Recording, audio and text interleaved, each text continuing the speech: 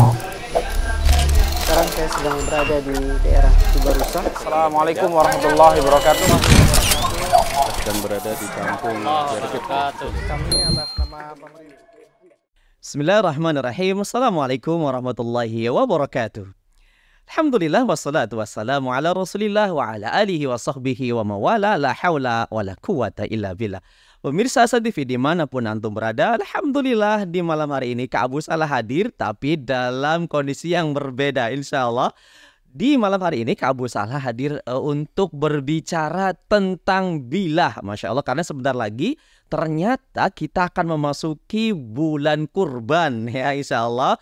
Yang mana ketika Idul Kurban kaum muslimin semuanya ingin melakukan penyembelihan hewan kurban. Nah, di sana ada poin yang harus kita edukasi, poin yang harus kita faham, yaitu berkaitan dengan pemilihan bilah. Maka di malam hari ini insya Allah Kak Abu Salah sudah mendatangkan tamu spesial insya Allah yang akan berbicara banyak tentang bilah. Yuk coba kita sapa terlebih dahulu tamu Kak Abu Salah yang sudah Kak Abu Salah undang, yakni Bang Denny Andes. Masya Allah. Assalamualaikum Bang. Waalaikumsalam warahmatullahi Apa kabarnya Bang? Alhamdulillah. Alhamdulillah, Masya Allah.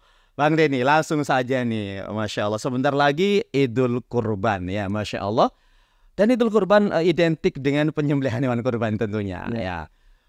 Banyak kaum muslimin kalau ketika kita melihat, ketika di video-video yang viral, ketika menyembelih hewan kurban ternyata pisaunya kelihatannya tajam, kelihatannya harganya mahal, tetapi dia melakukan apa dengan tenaga yang banyak lah.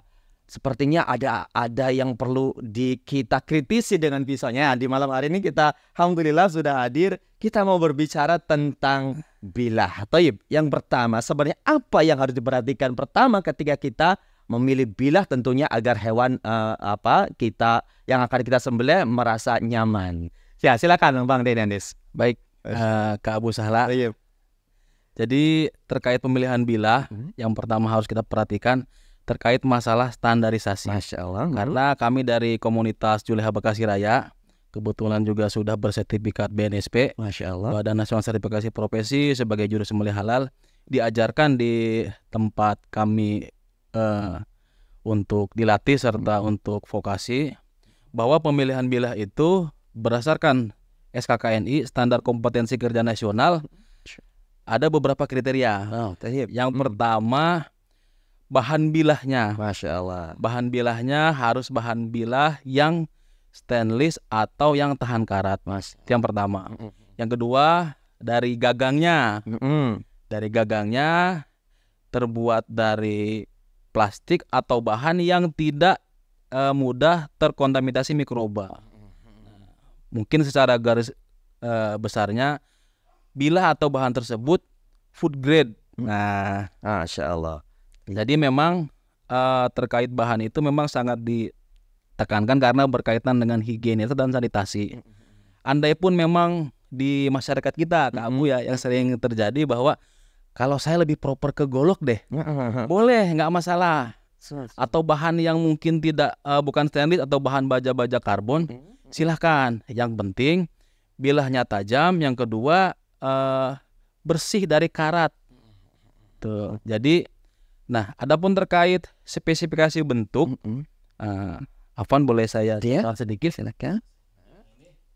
Jadi untuk di SKKNI bahwa untuk panjang bilah untuk pisau sembelih adalah 1,5 kali lebar leher hewan. Jadi perkiraan di leher hewan itu sekitar 20 cm, 1,5-nya 30. Jadi izin saya inikan sedikit. Jadi ini panjang bilah sekitar 30 cm. Ini untuk teknik dorong yang proper. Nanti untuk teknik tarik panjangnya berbeda sedikit. Jadi masing-masing orang punya style sendiri. Ada yang didorong, ada yang ditarik, ada malah yang seperti didorong tapi ditarik. Nah, itu tekniknya banyak, Kamu. Tapi untuk yang standar di SKKNI bilahnya seperti ini. Jadi gagangnya anti mikroba, bilahnya stainless. Terus bentuk edge atau ergonomi mata bilahnya dia itu mengarah keluar. tidak nekuk. Karena kalau dia menekuk seperti hawkbill, celurit, mohon maaf ya arit, dia akan susah untuk melakukan manuver pada saat penyembelihan. Nah, yang kedua mungkin yang juga jadi perhatian adalah ergonomi atau bentuk mata bilahnya. Jadi Afwan, kalau kita perhatikan di sini, mata bilah yang cocok untuk penyembelihan adalah yang flat atau rata. Jadi dia rata, dia ramping, sehingga memudahkan pada saat melakukan penetrasi ke leher hewan pada waktu penyembelihan. Karena pada dasarnya menyembelih, memotong leher hewan itu kan yang dipotong hulkum marin wadajain. Tapi pada realnya kita itu memotong kulit, Kak Abu. Kulit dulu dipotong, baru hulkum mari wadajainnya terpotong. Nah, oleh karena itu memang ada standarisasinya. Nah, berikutnya untuk melakukan pengetesan terhadap pisau ini, kami diajarkan di BPPK Aceh Nagara bahwa kita bisa melakukan pengetesannya dengan menggunakan kertas HVS 70 GSM. Apabila kertas itu di slice halus, tidak nyangkut, nah maka itu bisa dikatakan layak untuk dipakai sebagai pisau sembelih. Afwan saya Bisa diperhatikan Bang Dede, Masya Allah. Contoh ini HVS 70 GSM. Saya juga belum tahu ini Kak Abu apa ini udah tajam apa belum. Nanti kita tes aja. Kalau belum tajam nanti kita tajam. Bismillah. Ini masih kasar. Masih kasar ya. Karena masih ada robekan. Nah, jadi kalau dia udah halus, dia tidak ada robekan di sini. Afwan. Sambil juga saya perkenalkan alat bantu untuk penajamannya. Alat ini penting untuk kita gunakan pada saat terutama proses penyembelihan, tapi yang lebih krusial pada saat proses skinning atau pengulitan. Ini sangat dibutuhkan. Jadi pisau ini bisa membantu menajamkan. Alat ini namanya sharpening untuk grade-nya reguler. Reguler. Ada beberapa step reguler, ada medium, ada fine. Ini kita pakai reguler. Bismillah. Sudutnya sekitar 15 sampai 25 derajat. Awal kita mulai mengasah dari pangkal ke ujung, digesek pelan. Tapi ada satu hal yang suka lupa kawan kita. Mengasah di depan hewan yang mau disembelih. Masya Allah, ini pemirsa. Penting pemirsa. Antum perhatikan ini. Hati-hati di depan hewan tidak boleh. Ya, kita lanjutkan Bang. Baik, Kak Abu. Rasulullah sudah melarang, di kita pun dijelaskan bahwa bunyi gesekan ini akan mengaktifkan kelenjar amigdala yang ada pada hewan, sehingga membuat hewan tidak nyaman dan stres. Ini ilmiah ya? Ini ilmiah. Masya Allah. Lanjut Bang Denny. Bismillah. Jadi cukup sedikit aja, kita tekan perlahan. Untuk memegangnya kita tidak boleh seperti ini, karena kalau seperti ini kita bisa khawatir kena jempol. Jadi jempol kita tertutup oleh bolster atau guard yang ada di sini. Dari pangkal ke ujung, bismillah. 1, 2, 3, pelan saja. 4, 5, 6 cukup. Pada saat mengasah dipastikan gesekan antara kanan dan kiri dengan tekanan yang sama menghasilkan kalau bahasa kita apa ya, tahanan yang sama. Kalau yang sebelahnya lebih halus berarti matanya lebih condong ke sebelah. Jadi kita buat mata ini supaya berada di tengah-tengah. Nah, kita tes lagi Kak Abu. Masya Allah. Tayyib. Bismillah. Berbeda. Tadi ada sedikit nyangkut, ini lebih halus. Nah, jadi memang alat ini dibutuhkan. Kalau pada saat penyembelihan, kenapa kok nggak batu? Kenapa kok nggak yang lain? Terkait masalah efektif efisien. Alat ini bisa membantu kecepatan kerja kita pada saat proses penyembelihan, pengulitan, dan penurunan daging atau boning. Karena dengan pisau yang tajam, kerjaan kita jadi nggak terhambat Kak Abu. Kalau pisaunya tumpul, akan lebih lama pada saat melakukan hal tersebut. Sebentar Made.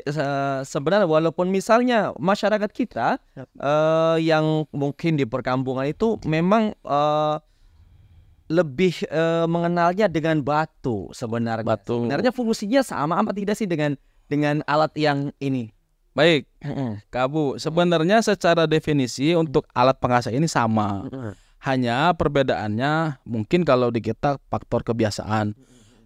Di beberapa profesional memang dipakai alat seperti ini. Memang ini menggerus bilah. Kalau batu kita ada batu alam, ada batu pabrikan, dia akan menggerus dengan merebahkan dengan menambahkan air. Ini lebih simpel, tidak perlu pakai air ke abu. Ke abu nanti bisa dilihat di sini banyak gram-gram besi. Ini bilah alat pengasah ini mengandung magnet. Jadi serbuk-serbuk sisa daripada asahan ini akan menempel di sini. Tuh. Kemudian berdasarkan tadi berbicara masalah regulasi dari pemerintah, sebenarnya pemerintah juga sudah menetapkan ya jenis-jenis bahan pisau, kemudian apa namanya dari mulai gagangnya, bilahnya gitu. Sebenarnya sudah tetapkan standarnya sudah ya, Bang Denny ya. Betul. Jadi kalau memang kita mengacu ke SKKN di Standar Kompetensi Kerja Nasional, seperti yang tadi saya sampaikan seperti itu. Andai pun di masyarakat kita beberapa mungkin daerah atau tempat termasuk di tempat kami pun ternyata memang masyarakat lebih proper atau lebih senang ke golok, ke abu. Iya, golok tuh berarti yang seperti ini. Iya betul, ke abu. Allah, tayyib. Jadi untuk golok pun memang ada pemilihan tersendiri terkait pemilihan bilahnya. Ini saya kasih contoh sedikit. Oke. Ini golok sembelih. Nah, ada beberapa tips yang sering mungkin lupa masyarakat, cara membuka atau mencabut bilah. Nah, penting ini. Nah, ini sering kejadian pada saat mencabut bilah, tangan kita jangan menggenggam seluruh bagian gagang. Terutama di bagian tajam sini. Andai kata kayu ini terbelah tidak mengenai tangan. Jadi lebih aman di belakangnya, dia tuh di punggung bilahnya. Seperti ini. Nah, seperti ini. Jempol kita tekan di sini. Ini kalau di tradisional kita bilang sopal. Nah, jempol kita di sini, kita tekan, kita tarik. Bismillah. Nah, bilah pun untuk golok pun sama. Jadi dipilih yang bentuknya memang ramping, proper untuk menyembelih. Nah, untuk panjang mungkin bisa disesuaikan dengan karakter penyembelih masing-masing. Nah, mungkin ada sedikit tips terkait masalah golok ke abu. Sering kali kita untuk golok karena sering ngelihat ini bagus saya nih, kayunya bagus. Ada sedikit saya bawa afwan. Jadi golok ini bukan golok sembelih, tapi golok untuk tebas dan mungkin sedikit ada tambahan sentuhan seni di dalamnya ke abu. Afwan. Nah, golok ini golok Damaskus ya. Mungkin orang sebut Damaskus, tapi kalau di kami bilang ini golok pamor. Wah, pamor. Ini golok pamornya bikinan salah satu daerah Sukabumi. Nama pamornya balik mipi. Balik mipi. Jadi bentuknya seperti. Jadi ini memang terdiri dari beberapa baja yang dilipat dijadikan satu. Nah, kenapa ini nggak proper? Ada beberapa poin yang perlu yang Ana jelaskan di sini. Bentuk bilahnya ini terlalu tebal, cembung. Jadi ini lebih cocok ke tebas ya. bukan untuk ke sembelih. Satu. Yang kedua, untuk bilah Damaskus yang ini karena dia punya kandungan karbon mungkin yang tinggi dari campuran bajanya, jadi gampang berkarat. Nah, bukannya mungkin tidak boleh, tapi mungkin tidak rekomen karena untuk di bagian beberapa detail golok ini ada lipatan yang mungkin tidak rapat atau tidak menggabung secara sempurna. Biasanya gampang dimasuki air dan tertimbul karat. Nah, sama macam dikeris ke abu, sama seperti itu. Yang kedua, dari bilah nih, yang berikutnya adalah dari gagang. Gagang yang dipakai untuk golok, rekomendasinya adalah gagang yang dari kayu utuh ke abu. Afwan, ini satu batang kayu utuh atau yang mungkin yang lain satu batang kayu tuh. Tapi kalau ini enggak, ini dari tumornya kayu atau bagian matanya. Ini sering terjadi patah. Betul. Nah, ini Afwan, ini ada bekasnya. Sengaja. Iya. Udah mulai retak. Betul. Nah, jadi terkadang kita pakai patah karena bukan dari kayu satu alur kayu, bukan dari serat lurus tapi serat yang acak. Jadi bisa sering patah. Nah, satu lagi tips mungkin terkait masalah bilah pada saat nanti Idul Kurban, kita sarankan jangan membawa satu bilah. Sering terjadi di masyarakat ketika eksekutor, kami bilang eksekutor, juru sembelih ini melaksanakan penyembelihan, goloknya gagal ke abu. copot, patah, Betul. ya kan? Betul. Walau alam, tapi kadang pernah sempat ada yang tiba-tiba tumpul walaupun itu berat tajam. Nah, oleh karena itu pada saat melakukan penyembelihan kita membawa golok atau pisau lebih dari satu. Satu pisau yang kita pegang di tangan untuk prosesnya, yang terselip di pinggang atau yang menempel di badan kita, satu lagi apabila terjadi insiden. Jadi kita nggak mencari-cari golok ke Abu Masya Allah, betul. atau pisau. Masya Allah. Ya, baik, Masya Allah. Sangat bagus sekali edukasinya. Terus idealnya itu satu golok satu kali asa untuk berapa kali menyembelih ini, Bang Denny? Nah, ini serius nih. Iya, Bang Denny. Apa nih? Jadi memang kita tidak bisa melakukan standarisasi tersebut dikarenakan pada proses penyembelihan bisa saja terjadi insiden-insiden, terutama insiden mata pisau ini menyentuh atau menggesek tulang. Karena pada saat penyembelihan bisa saja hewan itu berontak atau tim kita mungkin kurang kuat megangnya sehingga menyebabkan sapi itu berontak. Nah, kalau di kami diajarkan untuk setiap proses penyembelihan itu kita melakukan pengetesan setelahnya. Afwan, jadi habis kita sembelih satu ekor, kita cuci bersih dari darah, dari najis. Nah, setelah itu kita tes. Kita tes kembali. Setelah yakin tes kembali itu baru kita lanjutkan. Apabila terjadi mungkin semacam kok tiba-tiba tumpul atau seperti apa, atau ada yang ciping atau gombal kalau bahasa kita, bisa kita lakukan penajaman kembali. Jadi memang standarisasi itu tidak bisa disebutkan satu golok bisa 20 ekor. Afwan nggak bisa. Dikarenakan tadi bisa terjadi insiden kena tulang atau tiba-tiba kita lagi nyuci pisaunya mungkin terjatuh. Kita jangan sampai memaksakan menggunakan pisau itu kembali. Iya, Masya Allah.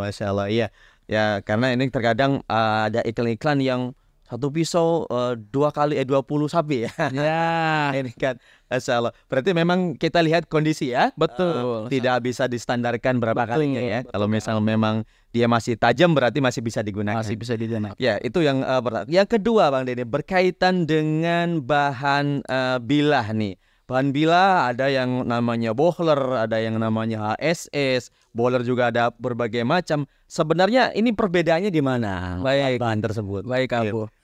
Jadi terkait bahan bilah, sebetulnya banyak pilihan. Mungkin di Indonesia ini banyak beredar sampai 30 jenis bilah yang memang kita pakai untuk tool steel. Masya Allah. Kebetulan juga Ana jadi ketua RW koordinator Indonesian Blade wilayah Bekasi. Masya Allah. Jadi Forum Pisau Indonesia Indonesian Blade.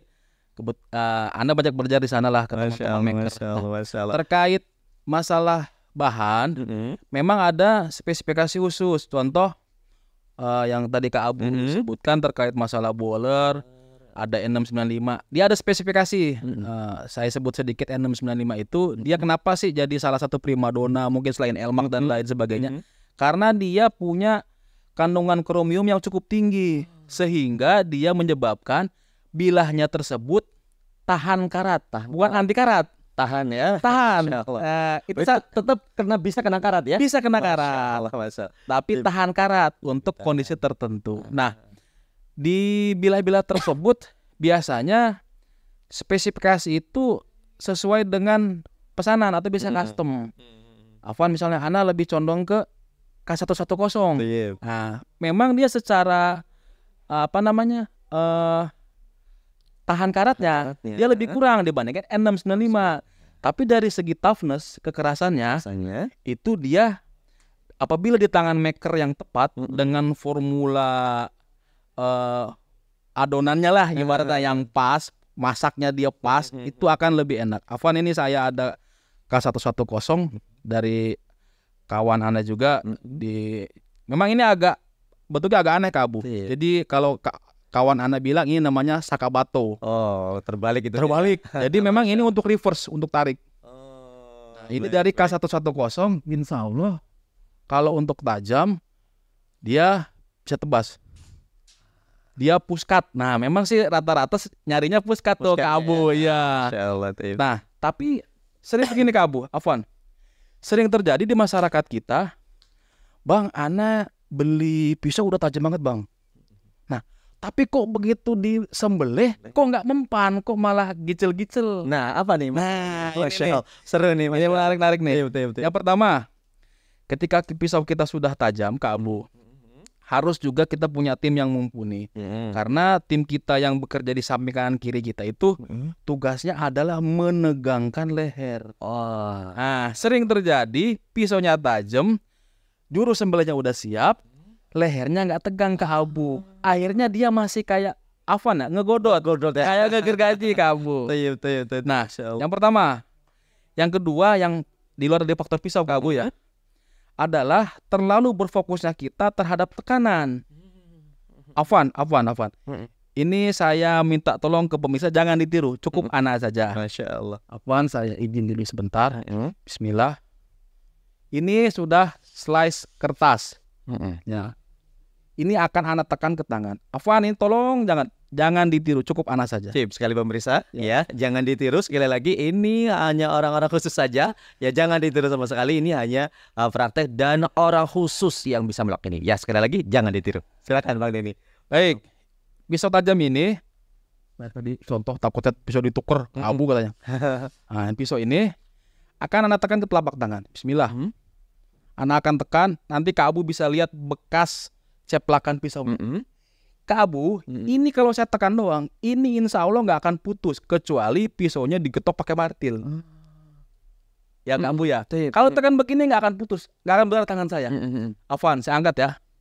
Kak Abu lihat bekas geratannya. Nah, kenapa kok dia nggak berdarah? Nah, saya ulangi. Saya tekan lagi. Andai kata saya gesekan, kira-kira terjadi apa Kak Abu? Kena luka ya? Betul. Oleh karena itu pada saat melakukan penyembelihan boleh ditekan dan memang harus, tapi jangan berfokus terhadap tekanan. Harus juga kita berfokus terhadap gesekan. Karena gesekan antara pisau ini yang membuka luka pada kulit hewan. Sering terjadi tuh. Kok enggak ini? Paling suka gesek. Nah, ternyata digesek. Gesekan ini yang membuat luka di kulit. Nah, jadi dua poin tadi di luar daripada poin bilah, ya tadi tegangnya leher hewan. Yang kedua, teknik kita iris atau sayatan, kita harus berfokus juga terhadap gesekan pisau dengan kulit. Kira-kira seperti itu Kak. Masya Allah. Iya. Kemudian Bang Denny berkaitan dengan bilah. Bilah sudah bagus, sudah yang mahal dan sudah tajam ya. Kadang juga kita lihat ternyata dia tidak berhasil karena sepertinya dia itu kurang berpengalaman atau kurang diedukasi untuk menyembelih hewan. Dan ini yang biasanya berbahaya bagi teman-teman yang di sekitarnya. Sebenarnya dari pemerintah sendiri ada tidak sih standar orang yang harus menyembelih ini harus punya keahlian seperti ini dan seperti ini? Sebenarnya ada nggak peraturan seperti itu? Ada. Kalau untuk di keharusannya memang tidak ada, tapi memang pemerintah memprogramkan hal tersebut. Makanya ada program Juliha namanya. Juru Sembelih Halal di Kementan tahun 2004. Masya Allah. Setelah itu mungkin terbentuknya komunitas perkumpulan juru sembelih yang mungkin di Indonesia sekarang alhamdulillah udah banyak Kak Abu jadinya. Nah, memang untuk sampai di tahap tersebut ada proses atau tahapannya. Kalau kami dulu lulusan BPPK Cinagara tahun 2019.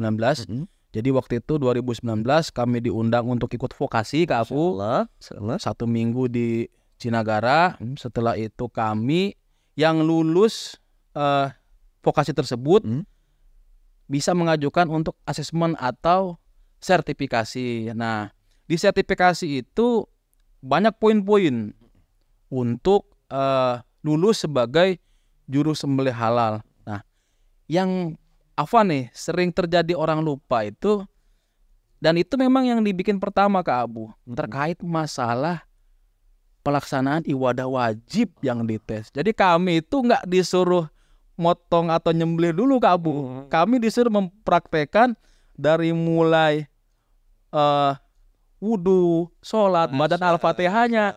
Itu yang pertama diteskan ke kami. Setelah itu baru proses harus bisa mengasah, harus bisa memitigasi bencana, penggunaan alat, safety dan lain sebagainya, serta komunikasi efektif.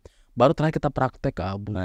Jadi alhamdulillah Allah mudahkan kami untuk mempelajari hal tersebut, dan Allah mudahkan juga kami untuk bisa menyampaikan ilmu ini ke masyarakat lebih luas. Masya Allah, Masya Allah. Ya, Masya Allah. Ini sangat menarik sekali Bang Denny dan pemirsa Hasan TV. Ya, Masya Allah, berkaitan dengan bila, ya jangan main-main. Dan ada aturannya sebenarnya.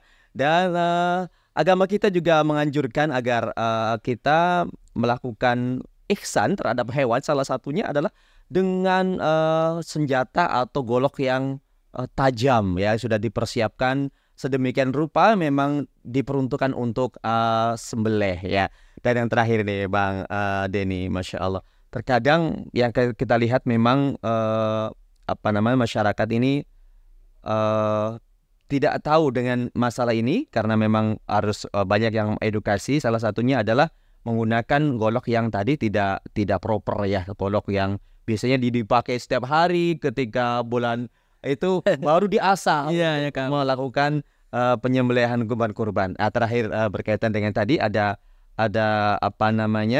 bahan-bahan, ada bohler, ada baja per dan HSS dan yang lainnya. Sebenarnya mana yang lebih direkomendasikan? Mungkin dari Bang Denny atau dari pemerintah, mana sih sebenarnya yang direkomendasikan untuk penyembelihan, bahan mana yang paling proper? Baik Kak Bu, kalau kita kembali ke SKKNI, yang direkomendasikan yang semi stainless. Nah, semi stainless itu karena berhubungan dengan karat dan food grade. Nah, mungkin kalau bahan tool steel, ya seperti tadi yang Kak Abu sudah sebutkan, N695, L-Max itu mungkin proper. Tapi memang secara harga dia yang lebih tinggi. Nah, untuk untuk yang mungkin baru bisa mencoba pisau pabrikan, yang seperti tadi udah saya sampaikan terkait dari bahan, dia udah proper dari bentuk ergonomi dan segala macamnya, memang peruntukannya untuk sembelih. Nah, tapi ada satu Kak Abu nih yang kejadian. Ya, Masya Allah, gimana tuh? Orang-orang kita pengennya satu untuk semua. Itu. Nah, nih, jadi saya juga coba lihat. Contoh Kak Abu ya, ini pisau sembelih. Ini pisau sembelih, bacer kalau kami bilang, ini slaughter. Nah, selain pisau sembelih, ada juga pisau ini nggak proper untuk menguliti, Kak Abu. Kalau menguliti kita pakai skinning. Bentuknya seperti ini, dia ada radiusnya. Ini akan mempercepat, membantu proses pengulitan hewan. Nah, setelah dikulitin, diturunkanlah daging itu dari tulang. Itu ada lagi pisaunya Kak Abu. Masya Allah. Pisaunya ini namanya pisau boning. Jadi kalau dibilang pisau buat motong tulang, iya, ngulitin iya. Jadi nggak maksudnya mungkin bisa, mungkin bisa, tapi mungkin nggak maksimal. Betul. Ya. Jadi terkait penggunaan pisau harus disesuaikan dengan keperluannya. Jadi ini buat boning. Memang kita ya harus agak banyak sedikit Abu jadi buat boning, buat skinning, buat sembelih. Jadi bisa mungkin membantu mempercepat pekerjaan. Masya Allah, pemirsa TV. Jadi ingat ya, satu profesional berarti ada punya golok sembelih, ya Bang Nid. Ya, kemudian setelah disembelih ada skinning, ya. Skinning buat pengulitan. Untuk pengulitan, kemudian ada yang boning, ya. Memisahkan antara daging dan tulang. Ada satu lagi kamu, sticking atau untuk memotong potongan-potongan besar. Wah, nah, sekitar sebenarnya ada yang lebih ramping, tapi kita bisa pakai pisau sekitar panjang 21. Juga termasuknya bacer. Tapi ini mungkin lebih proper ke teknik tarik dengan reverse grip. Reverse grip biasanya ini dipakai buat memotong bagian-bagian besar kalau di bacer. Tapi dia lebih ramping. Afan ini kebetulan lupa bawa, jadi lebih ramping untuk mata bilahnya. Lebarnya dia lebih slim, jadi dia bisa motong ukuran besar juga. Itu Masya Allah. Termasuk juga yang cacah, ya. Cacah. Ada contohnya di sini. Ada nih. Ini ada lucu nih Kak Abu. Ini dia. Masya Allah. Ini golok adalah golok standar kompetisi. Masya Allah. Ini bisa dan pernah memang Ana pakai buat nyaca tulang. Masya Allah. Ini kawan Ana yang bikin, ada produknya. Jadi ini memang standar kompetisi yang kita pakai di Indonesia. Internasional. Dari ketebalannya, ini bentuk bevelnya, ini konveks atau cembung. Jadi dia untuk toughness. Karena akan berbanding terbalik. Ketajaman itu berbanding terbalik dengan ketahanan. Atau edge retentionnya. Semakin tajam, semakin rapuh Kak Abu. gitu. Semakin kuat, semakin tumpul. Iya Kak Abu, kira-kira begitu. Masya Allah, Masya Allah. Baik pemirsa San TV dimanapun Anda berada, Masya Allah. Sebenarnya masih banyak yang ingin kita bicarakan, tapi keterbatasan waktu. Insya Allah ini beberapa hal dari uraian berkaitan dengan bilah, Masya Allah, yang sudah ya cukup menurut kami dari bahan bilah, kemudian tadi jenis-jenisnya yang harus kita miliki, yang mau tidak mau sebagai kita juru sembelih yang profesional harus menyiapkan salah satunya pisau sembelih, kemudian nanti kita juga harus menyiapkan pisau skinning, kemudian boning, dan nanti cacat tulang, dan tentunya banyak hal yang harus kita persiapkan agar menjadi pekerja yang profesional. Masya Allah. Baik, terima kasih Bang Denny Andes, Masya Allah. Ilmunya sangat bermanfaat sekali. Insya Allah mudah-mudahan suatu ketika kita bisa ngobrol lebih banyak lagi, lebih deep lagi, Insya Allah. Baik pemirsa San TV dimanapun Anda berada, sampai di sini bincang santai kami bersama Bang Denny Andes dari Juleha, Masya Allah, yang ilmunya begitu sangat banyak, dan Insya Allah jangan khawatir, Insya Allah nanti mudah-mudahan Allah mudahkan bagi kita untuk bisa berbincang kembali untuk membahas tentang bilah lebih deep lagi, lebih dalam lagi. Baik, jika ada yang salah dari saya, jika ada yang benar, jika ada yang salah dari kami, jika ada yang benar dari Allah Subhanahu wa taala. Billahi taufiq wal hidayah. Assalamualaikum warahmatullahi wabarakatuh.